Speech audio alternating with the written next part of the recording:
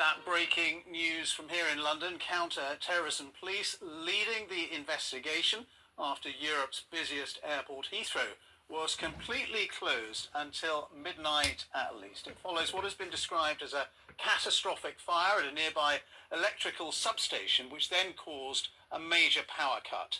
The Metropolitan Police says it is investigating, and it says given the location of the substation and the impact of this incident, counter-terror officers will be leading the inquiries. The Met says while there is currently no indication of foul play, it retains an open mind. Well, inbound passengers are currently being diverted to other airports in the United Kingdom and indeed around the world. Some planes had to turn around mid-air and then return to where they had originally taken off from.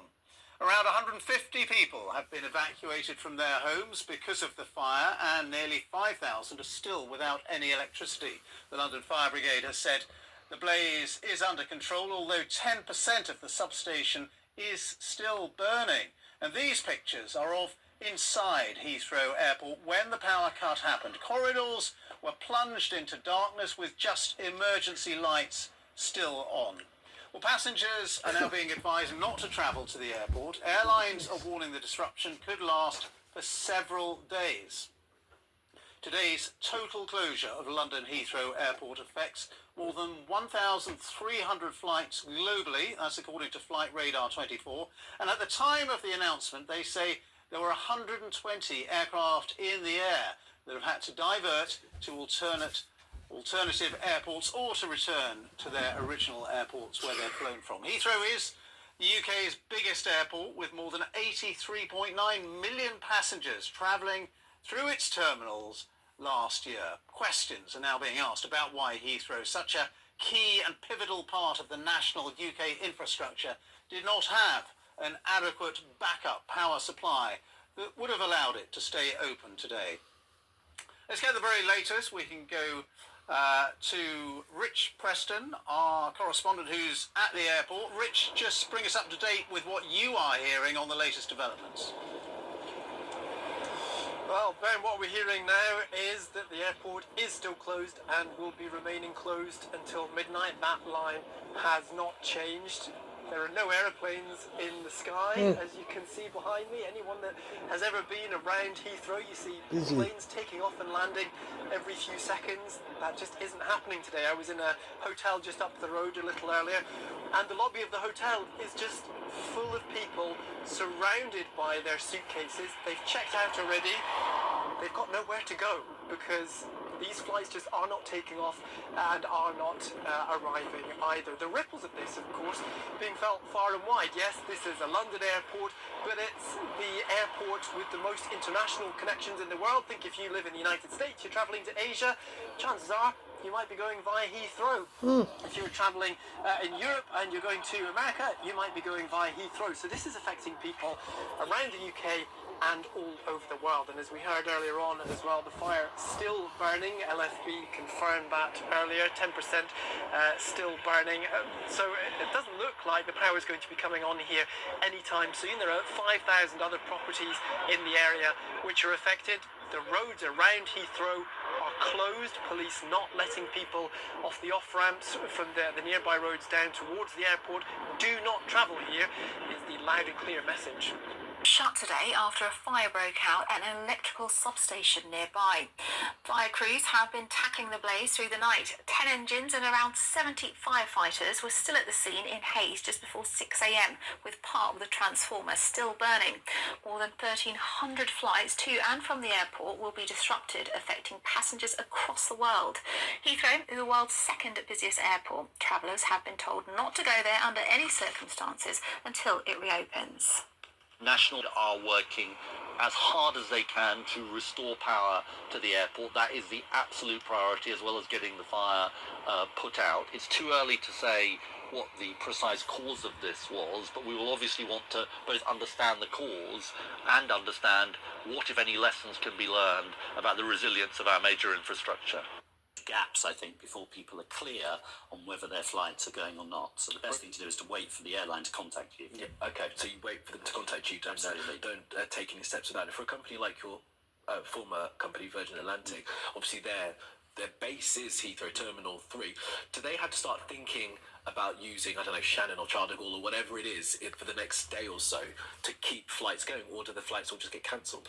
It's a really good question. So the job of the flight planner within an airline and the flight planning team is to literally do that. It's to plan where the aircraft should be at any particular time, where the crew need to be, where the pilots need to be. So they will look at all available options. And Eurocontrol have been involved today, of course, the European Air Traffic Control, to work on contingency planning for the weekend, which airports have extra capacity to take aircraft should they have to. So that's an ongoing process that's been going on during the day. Yeah, it's a very difficult situation because until you've got that certainty over when Heathrow will reopen, it's very difficult to plan whether your aircraft that, let's say, is in Montego Bay, Jamaica, should take off or not. Should it be given permission to take off so it doesn't have to turn back, as happened earlier this morning with many flights, and will it make it through to London? How is Gatwick being used as a backup? Does it have some capacity? We're hearing of some airlines that are putting on larger aircraft to fly people into Gatwick that were due to go into Heathrow. So lots of these solutions are being worked on by the airlines. But of course, at the end of the day, if you're Liam or somebody else that's stuck, then it is a real emotional toll and it's tiring to deal with all of this. Yeah, maybe you want to get stuck in Montego Bay. in Jamaica. Places to do. Yeah, I took that flight back in January, actually. Look, you talked about the insurance for the passenger. We also talked a little while ago about the costs to the airlines. There's an insurance claim there as well, is there, for the airlines for this disruption? So amid all this chaos, if you like, of getting systems back in place, the next meetings that will be held later next week will be around who pays for what, who's at fault, if anybody, where costs can be recouped. So the airlines obviously will be talking to Heathrow about the possibility of recouping costs, but is it Heathrow's fault? It may be the fault of the national grid, if they were to blame in some way. If it was sabotage or foul play, then whose fault is it, and where do the costs come from to pay for that insurance element? And these are all the testing questions that will be asked next week. Yeah, they'll be coming in the next few days and weeks, I would imagine. Could get legal, couldn't it? There could be litigation on this. I'd be surprised Okay. because the airline community with the airports is a very close-knit community. They all need each other. They all work very closely. They have regular updates every week. In fact, today they've had at least 3 updates already where everybody's involved. They do need to work together. They have to work closely as a community. We're not sure when it's going to reopen. Midnight was said. They're also, Heathrow, telling us that they have no clarity on when it will be reliably restored. There's an interim restoration of power at the moment. When do you think things will be back to normal and flights will be flying as scheduled? Sadly, I don't think things will be fully back to normal until Wednesday or Thursday of next week. It's going to take some days because aircraft are out of place, crew are out of place. You need to make sure you've got a fail-safe power system, and that will take some days for Heathrow to assess with the national grid. So you're looking at later next week before things are properly 100% back to normal at the earliest. Don't forget there are also nuances such as flights that are weekly rather than daily. So if you were due to fly out this morning on a once-a-week flight out of Heathrow on a Friday, then you'll have to wait till next Friday before you can fly in or fly into Heathrow or fly out. So there's little nuances like that where people may be affected for a lot longer. Yeah, but you may have a knock-on accommodation as well that you have to redo as well for that week. All right, Paul, good to speak with you again. Hope to speak to you again throughout the afternoon. Thank you for that. Well, you're continuing coverage of the situation at Heathrow, where the National Grid have told us in the last half an hour that they have been able to reconnect power to the airport on an interim basis. Not just the airport, but also to the homes that are close by that were affected by the fire at the substation at North Hyde overnight. That has been connected on an interim basis after reconfiguring parts of the network, but Heathrow Airport is still saying they have no clarity as to when power will be reliably restored. We'll keep an eye on this throughout the afternoon. Plus, we're going to go live to the White House next hour, where Donald Trump is going to speak alongside his Defence Secretary, Pete Hegseth. Fire is now largely under control, but there are questions to be answered about how such a key piece of national infrastructure was brought to a complete standstill. London Fire Brigade has fire safety and fire investigation officers working with our scientific advisors and the Metropolitan Police to investigate the cause of the fire. Disruption is expected to continue. Well, the disruption is being felt across the world, with many flights being forced to turn back mid-air or be diverted to other airports.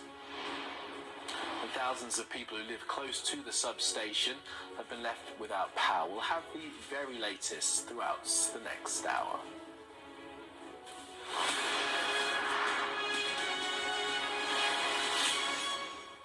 Good afternoon. Counter-terrorism police are leading the investigation into the cause of a fire at an electrical substation in West London, which led to the complete shutdown of Heathrow Airport. Police say that so far there's no indication of foul play, but that they are keeping an open mind. In the last hour, the National Grid says that power has been restored to parts of the Heathrow site on an interim basis. Well, a spokesperson for Number 10 says it's too early to speculate on the cause of this. The fire cut off the power supply to the airport, leading to chaos for thousands of passengers both here and across the world. Well, Heathrow is Europe's busiest airport. It's going to be closed until at least midnight. At least 1,300 flights in and out have been affected, and passengers have been told not to travel to the airport, and that trains have also been suspended. Well, the disruption was caused by a fire at a substation in Hayes in West London. Well, the fire has led to that disruption, and it broke out at around just before midnight at a substation around 1.5 miles north of Heathrow. Well, aerial footage of Heathrow from earlier shows it at a complete standstill. Several planes have had to be diverted to Gatwick, to Charles de Gaulle, as well as to Shannon in Ireland. Other planes on their way into Heathrow had to be turned back mid-flight, and trains in and out have been cancelled. Well, at the fire's most intense, it was described as absolutely apocalyptic. The fire brigade say that they sent 10 engines and 70 firefighters. 67,000 homes lost power for a spell. 5,000 are still thought not to have any electricity. Emergency services were called there just before 11:30 last night. Well, these are some of the latest pictures of the fire from the substation taken by a passer-by, as you can see, as they're driving along. Around 150 people were evacuated and taken to a rest centre. Police said they're now being allowed to return home. And this was a substation this morning where the fire brigade say that the blaze is now largely under control. Residents have been told to keep windows and doors shut.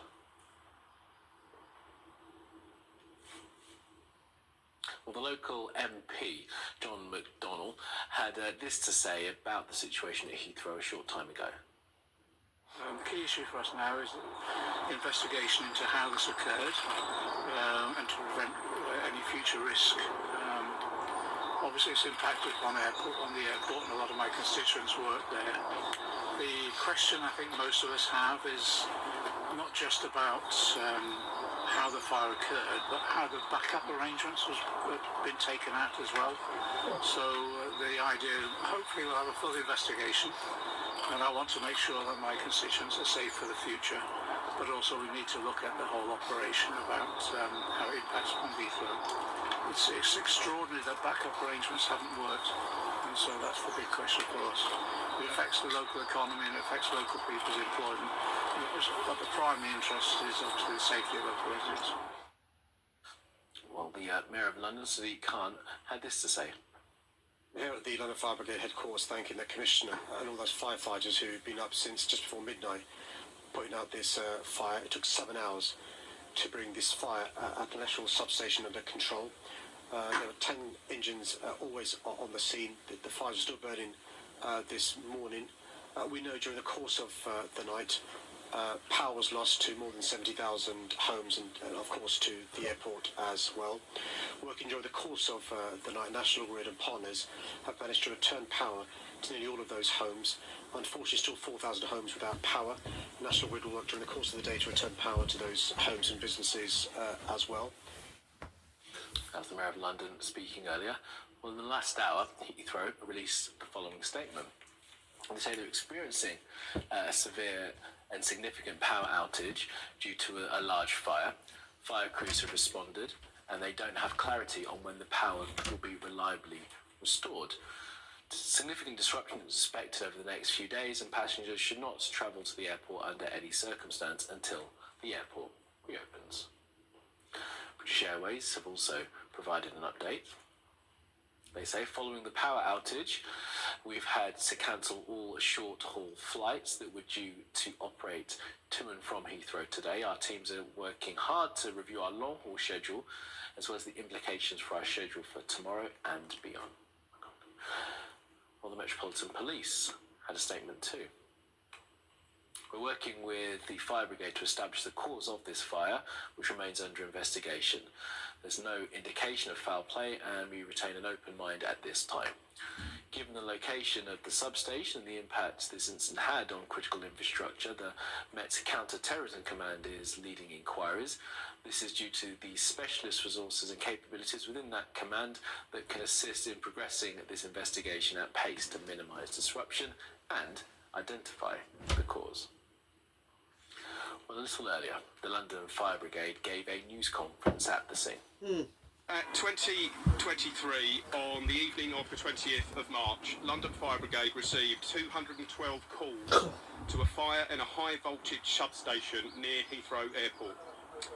The fire involved a transformer comprising of 25,000 litres of cooling oil fully alight. This created a major hazard due to the still live high voltage equipment and the nature of the oil fueled fire. LFB was in close contact with Blue Light Partners overnight, and at 0042 the Metropolitan Police declared a major incident. This remains a very visible and significant incident. Our firefighters worked tirelessly in challenging and very hazardous conditions to bring the fire under control as swiftly as possible. Well done. As of the most recent update that I have received, approximately 10% remains alight, and we are working with SSE to safely resolve this incident. As a result of the incident, 67,000 households were left without power. Currently, 5,000 homes remain without power. There remains no power at Heathrow Airport Terminal 2 or Terminal 4. The incident caused London Heathrow to close the airport and planes to be rerouted. We continue to work very closely with our partners to minimise disruption. 10 fire engines, 2 bulk phone units and 1 high-volume pump were on scene at the peak of this incident. This equates to approximately 70 London Fire Brigade personnel. Firefighters safely evacuated 29 people from neighbouring properties, and as a precaution, a 200-metre cordon was established. Working with the Metropolitan Police Service, around 150 people were evacuated to a rest centre. The first appliance was on scene within 5 minutes of mobilisation. LFB will continue to maintain an operational response at the scene throughout the day, assisting the National Grid as they assess the site and attempt to restore power. LFB has been actively engaged in securing access for specialist power network engineers into the site, as we appreciate the restoration of power is our priority. London Fire Brigade has fire safety and fire investigation officers working with our scientific advisors and the Metropolitan Police to investigate the cause of the fire. Disruption is expected to continue, and we urge people to avoid the area where possible.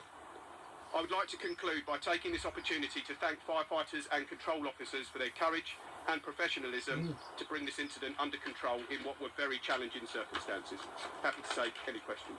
Hi there, Sky News. Hi. How are you monitoring the air quality in the area? So we've got scientific advisors on site as we speak who are constantly monitoring the air quality, and I'm pleased to say at the moment there are no issues with the air quality as we stand, and we expect that to continue. Robert Wright from the Financial Times. The Times newspaper. The Times is reporting that anti-terror police are looking at this as a possible terrorism-related incident. Can you comment on that? Well, as you'll appreciate, I won't be able to comment on the investigations of the Metropolitan Police. All I can say is the Metropolitan Police are investigating the cause of this fire, ably assisted by our fire investigation officers, and we will, of course, assist with that process. I just told Channel 4 News. The residents here said it was taken a long time for them to get out. Can you just tell me how long you took to get these people out of their homes? Well, the first thing that the crews had to do when they arrived was obviously to bring the situation under control and to put a cordon in place to stop the situation becoming even worse. Our priority in all of these circumstances is always to save and protect life. So any decision to hold residents back would have been taken by the incident commanders to ensure their safety and enable our crews to bring the incident under control. And what can you tell us about this just acrid smell in the air and the back of the throat? You're saying that the air quality is fine. It doesn't seem it standing here. No, the way so we have very, very good scientific advisors who advise us to make sure that we are doing what we need to ensure the quality of the air. Now, as we stand at the moment, the foam blanket that we've been able to put onto the fuel that was on fire has contained that. And yes, there is still a smell in the air, but the safety of the air has been given the all clear by our scientific advice. We'll continue to monitor that and make sure that people have the reassurance that they need. Has there been a fire at the substation here before? I'm afraid I'm unaware of any history with this particular site. And in terms of Heathrow Airport and there not being any sort of backup for the power there, can you sort of comment on why that might be? Well, as you'll appreciate, there'll be a full debrief of this incident that will involve all of the partners that were part of this incident, and all of those questions will be raised during that debrief, so I'm unable to comment further on that point. Are you able to estimate the cost of the fire? I'm afraid I'm unable to give that detail. How long will it take you to get this under control now? You said that 10% So, so as we stand at the moment, about 10% is still burning. We've got a foam layer that's on the fuel as we speak, and that is having the desired impact in terms of reducing the temperature of the fire. And we're now working with the National Grid and with SSE to make sure that we can restore power as soon as possible. So as we stand at the moment, this is one of those types of fire that burns for a significant period of time. Because of the cooling. Because of what we have to do is cool that down, and it's the nature of the cooling agent or the oil that was on fire, and that takes time to bring that under control. However, we are confident that we can work with our partners to restore power as soon as possible. Do you have any hazmat officers? Are there any hazardous materials on there that we need to be concerned about? So no, so it goes back to the question around the air quality. So that's why we've got our scientific advisors on scene who constantly monitor the air quality to ensure that everyone has the reassurance that the air that you're breathing at the moment is safe. And at the moment, hazmat need here. So we do have hazmat officers here just to maintain our confidence in our ability to deal with anything should it erupt again. But as we stand at the moment, the fire is under control, the air quality is good, and we don't anticipate any further safety issues for members of the public. Just one more question, guys. Sorry, one more question. You've got to go. You've spoken about your team working tirelessly through the night. I just wonder, were any firefighters or indeed any people here injured by the blaze? So I'm pleased to report, as we stand at the moment, no one has been injured. Our firefighters, as you can imagine, worked incredibly hard in what were very, very arduous circumstances to bring the incident under control, but they did so professionally, they did so safely, and we don't have any injuries to report either to members of the public or to our firefighting crews. Well, throughout the day here on Sky News, we've been able to speak to some people who've been affected by the situation at Heathrow and have been stranded both in the UK and abroad. Thanks for a productive week of work. Woke up this morning to the terrible news that flights out of Heathrow have been cancelled. So I'm due to fly home to see my wife and my young children today, which doesn't look like it'll happen anytime soon. Due to flight at 6 o'clock this evening, so I don't think the flight's been technically cancelled yet, but it's an inevitability. There's not much I can do until the flight has been officially cancelled, so I'm officially stuck in limbo right now. The spirits are high and passengers are very understanding. British Airways staff, they've been very helpful. They gave us vouchers for meals and drinks. Good. However, they can't get through to their superiors in London or wherever the decisions are being made. So we have no idea what's going to happen. People are just sitting and waiting. We were meant to leave 3 hours ago. The only other flight bound for London, which was, we are on VA, the other flight is Virgin. It just got cancelled. Luckily, the terminal staff are dealing with the situation quite well. They allowed us to come to a gate and we are sitting here. It's not very crowded. They separated passengers from the other flight. We just kind of had to go get our luggage again that we'd all checked in already and bring it to the taxi, and Yeah, it was a bit of a panic, I guess, to begin with. But the head of the airline came down and said, like, you know, I'm happy to take any questions.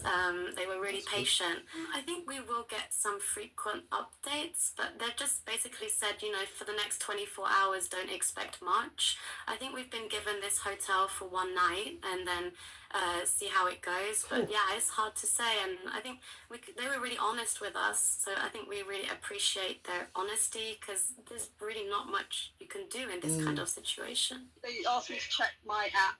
BA app, checked my BA app, said flight was cancelled, didn't receive anything from BA for another couple of hours. No number, no contact number, tried phoning BA, no one answered. It's frustrating not being able to get hold of a person, and live chat wasn't working, no one answers, you're in a queue, then they say there's a message saying they can't speak to you. Hotels, I think Hilton is £300 for a night tonight, and I'm waiting to hear back from my insurance to hear if they will cover it, because British Airways are refusing to cover accommodation.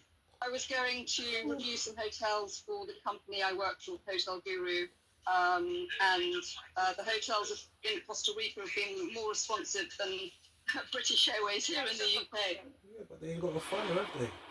Right, let's bring in Rachel Reynolds, who is at Heathrow Airport for us. And Rachel, since we last spoke, we had that news that power restored to parts of the site on an interim basis. What's the latest from where you are?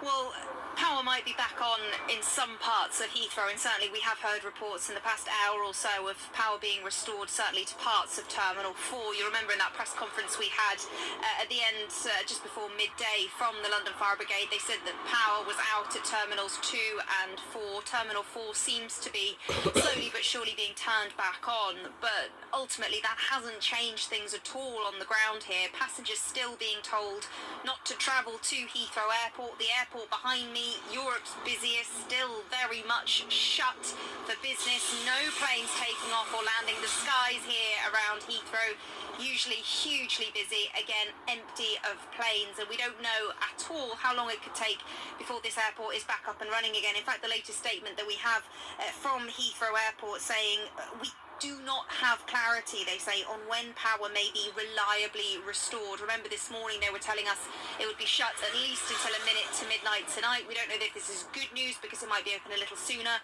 or if this could knock on through into the weekend, but we certainly know the implication of this power outage. This huge disruption will have ramifications into the coming days, surely into next week as well, just because so many flights, I mean, we know about 1,300 flights to and from Heathrow were cancelled today. That's some 200,000 passengers affected.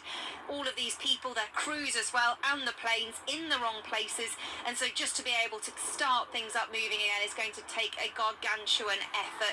Obviously, for now, the focus here at Heathrow is getting the power, the lights back on safely, and we have heard a little bit more detail around what went wrong, because of course you'll know there's been a bit of concern around the fact that our busiest, our biggest airport was so reliant on that energy substation which suffered that fire overnight. We do understand actually that Heathrow do have backup generators, they do have backup generators and other uninterruptible, they say, power sources in place, but those are focused on things like safety, so helping those planes land in the moment of a power outage, supporting evacuation and everything else. What they do not have, it seems, is the capacity to keep running, to keep the airport fully operational after something like the fire happened last night. But of course the impact for passengers is devastating. We've been speaking to loads of them today. Anywhere you look really in this part of West London, you seem to see people with suitcases, looking lost, looking to try to work out where they're going to be tonight. Are there alternative flights on offer?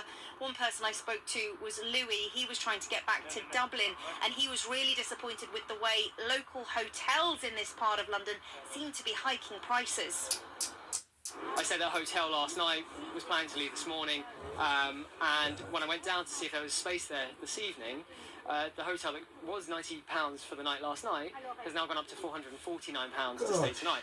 And it's this feeling of being stranded and not knowing where to go. And there's no other flights out of London today. I know that Ryanair put some emergency flights on, but they're all very expensive, and that involves going down to another airport, and it's the time involved, and it's just too much. So I've now had to pay £300 to stay at another hotel near the airport, and just wasn't expecting this. And of course, this story is just repeated over and over again, whether it's people here in London, whether it's people around the world trying to travel to Heathrow to get here to London. We also know, of course, we've been hearing about people being diverted, so many hundreds of planes were in the air trying to come to Heathrow when things went dark overnight. The lucky ones, it seems, have been dispatched maybe to airports like Gatwick or up to Manchester, maybe to Ireland, but other people we know have been landing in Europe as well, in France, elsewhere, and so really it's going to take a huge amount of work to get things back up and running, but for the minute we still don't know when that will be. Now restored to parts of the site. Earlier, the president of the electricity transmission at the National Grid apologised. I'd like to just start by apologising for the very significant disruption that people are experiencing in the local community, homes nearby, loss of power, and also the travel associated with Heathrow. This is a very significant and serious incident, and we have been working through the night to bring the fire under control with the support of the fire services and to establish returning service power to Heathrow. We're still very focused on that at the moment. There are alternative routes by which we can supply Heathrow, and that's what we're working on with the help of the local distribution network at the moment. So there is one backup transformer very close to where the fire was, which is not available to our use now. There is another which we are working to put into service, and as I said, there are other options that we are working on with the local distribution network. So it was a very significant incident, and it has had more knock-on effects in the area than we would expect for an incident, a network incident. So that's why we need to work through this now, and very, very focused on getting supplies back as quickly as we can and minimising any further disruption in the area. Right, let's bring in our correspondent Alice Porter, who's near to that substation that caught fire. Alice, can you just tell us whether or not the fire is now completely out there and what work's been going on? Because we've heard that they've been able to reconfigure the network and restore power to some parts of that area. Yeah, that's right. The latest we've had from the London Fire Service, it suggests that 10% of where the blaze was operating, 10% is still alight. We've not heard anything to contradict that, and this, one of the reasons why this has been so difficult for them to put out is because it was cooling oil that became a blaze over the night, and that has been incredibly difficult for the fire service to bring under control, and they have been using cooling foam to try and bring the temperature down, but we've had no updates as yet to suggest that the fire is completely out, and that will be, of course, a huge concern to the residents here in Hayes. The good news is we have heard in the last hour or so is that residents who were evacuated, around 150, they have been told they can come back to their homes. I've been speaking with some of the residents, and some of them have returned home, having stayed last night in nearby hotels. But one woman said she didn't feel safe to return home, maybe partly because we still understand that some of the fire is still ongoing, but people say they no longer feel safe coming back to their homes. But we've also had an update. I was speaking to the National Grid just 10 minutes ago, and they say that the 5,000 homes that are in this area that were without power, their power is now back on. So quite an important update there. I mean, during the middle of the night, 67,000 homes were without power. So it was really gives a sense of just the sheer impact of this. That then came down to 5,000. But that, of course, still has a significant impact on local businesses, on local homes. But the good news we've certainly heard in the last 10 minutes or so is that power has been restored to those homes, which will, of course, be welcome news to the residents in the Hayes area, many of which were woken up in the middle of the night to these explosions at the substation behind me. So for them, they're very much hoping they can start to get back to normal. But of course, questions remain about how this started in the first place. Indeed, and the investigation continues. Alice Porter there. But now, thank you. Let's go to West. This, Liz, so as Alice said there, the power seems to have been restored to those homes. What are governments saying about the investigation and where this goes next? I'm sure the government will be pleased about that because that is certainly a step in the right direction. We have had a couple of statements.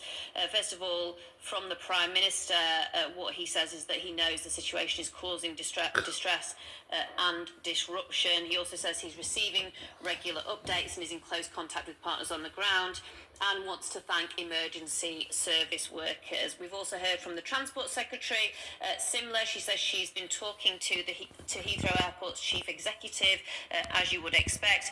She also wants to thank everyone who has been involved in the response and is urging passengers who may have flights booked from Heathrow not to go and to keep checking websites. Look, I think there's two things in the government's response. First of all, the immediate response, and number 10, urging this morning for caution in terms of jumping to conclusions on what might have caused this incident, because they say it is still ongoing. There are still emergency services on the ground. We need to let them do their jobs. That is the first priority. After that, and number 10 did also say there will have to be questions answered on this. What happened? How did this start? And we know that as well as the emergency services, there are also counter-terror police at Heathrow. So we will, over the next few hours and the next few days, get a better sense of how this all started. I think the government response is really being coordinated in the Cabinet Office. It involves the Transport Department, the Energy Department and number 10, as you would expect. We'll get a sense this evening of whether they will hit that target of opening by midnight. If not, it could be that a COBRA is convened and we will let you know if that does happen. Meeting as we continue our power is fully restored to Europe's busiest airport.